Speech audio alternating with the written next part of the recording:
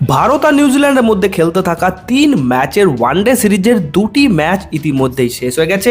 এখন সবাই অধীর আগ্রহে এই সিরিজের শেষ এবং তৃতীয় ও ফাইনাল ম্যাচের জন্য ওয়েট করছে। তো আজকের এই ভিডিওতে আপনারা পাবেন ভারত বনাম নিউজিল্যান্ড থার্ড ওডিআই ম্যাচের A to Z সমস্ত ডিটেলস, কখন ম্যাচ শুরু হবে, কোথায় খেলা হবে, ভারতের প্লেইং 11-এ কি পরিবর্তন দেখা যাবে, সব কিছু।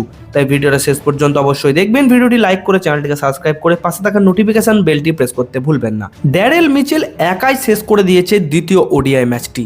দ্বিতীয় ওডিআই ম্যাচে নিউজিল্যান্ডের দাপুটে 7 উইকেটের জয়ে সিরিজ এখন 1-1 সমতায়, যেখানে ভারত ও নিউজিল্যান্ডের মধ্যে সিরিজের তৃতীয় এবং শেষ ওডিআই ম্যাচটি 18 জানুয়ারি 2026 তারিখ রবিবার অনুষ্ঠিত হবে ইন্দোরের হলকার ক্রিকেট স্টেডিয়ামে। ভারতীয় সময় অনুযায়ী দুপুর 1টায় টস এবং ঠিক তার আধ ঘন্টা পর অর্থাৎ দুপুর 1:30টায় ম্যাচ শুরু হয়ে যাবে। এই মাঠে এখনো পর্যন্ত একটিও ওডিআই ম্যাচ ভারত হারেনি। 7টি ম্যাচ খেলেছে, 7টিতে জিতেছে। নিউজিল্যান্ডের বিরুদ্ধে একবার এই ম্যাচে খেলা হয়েছিল, 2023 সালে ভারত 90 রানে জিতেছিল। এবং ভারত নিউজিল্যান্ডের বিরুদ্ধে ভারতের মাটিতে আজ পর্যন্ত একটিও ওডিআই সিরিজ হারেনি। বন্ধুরা, আপনাদের জানিয়ে রাখি, এটা নিউজিল্যান্ডের সেকেন্ড বা থার্ড স্কোয়াড বলতে পারেন। এই দলে নেই কেন উইলিয়ামসন, টম লেথান, ম্যাট রেন্ডি, মিচেল স্ট্যান্ডনার, রচিন রবীন্দ্র মতো প্লেয়াররা। হারলেও দুঃখ নেই, তারা নতুন দল নিয়ে এসেছে। কিন্তু ভারত যদি নিজের ঘরের মাঠে এই নিউজিল্যান্ড দলকেও হারাতে না পারে, এটা একেবারেই অগ্রহণযোগ্য। প্রথম ও দ্বিতীয় ওডিআই দুটোতেই ভারত শেষ পর্যন্ত টেনে কোনো মতে লাইন টপকেছে। দ্বিতীয় ম্যাচে তো সরাসরি হার। আমি আগেই বলেছিলাম, এই নিউজিল্যান্ড দল একটিও ম্যাচ না জিততে পারলে সমস্যা নেই, কিন্তু যদি একটা ম্যাচ জিততে পারে তাদের জন্য বিশাল সাফল্য। আর যদি তৃতীয় ওডিআই ম্যাচটি জিতে যায়, তবে বিশেষ করে গৌতম গম্ভীরের সম্মানে বড় ধাক্কা যাবে। দ্বিতীয় ম্যাচে না ব্যাটিং ঠিকঠাক ছিল, না বোলিং, কিন্তু আবারও কে দাঁড়িয়েছিল?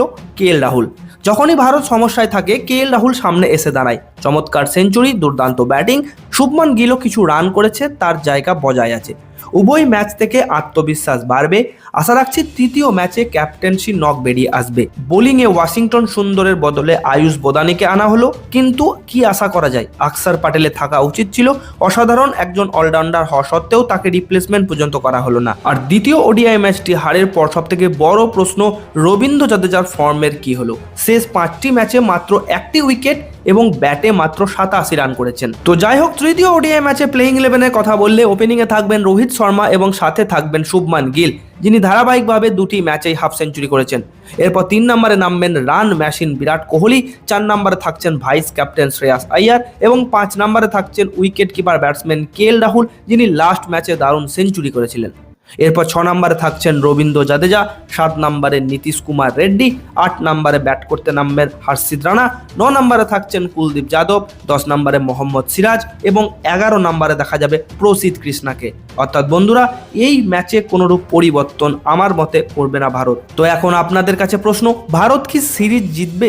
শেষ ম্যাচে কি নিউজিল্যান্ডকে হারাতে পারবে? আপনাদের মতামত কমেন্ট বক্সে অবশ্যই জানান। আজকের এই ভিডিওটা এই পর্যন্তই। আরও ক্রিকেটের আপডেট পেতে চ্যানেলটিকে সাবস্ক্রাইব করে পাশে থাকা নোটিফিকেশন বেলটি অবশ্যই প্রেস করে দেবেন। ধন্যবাদ।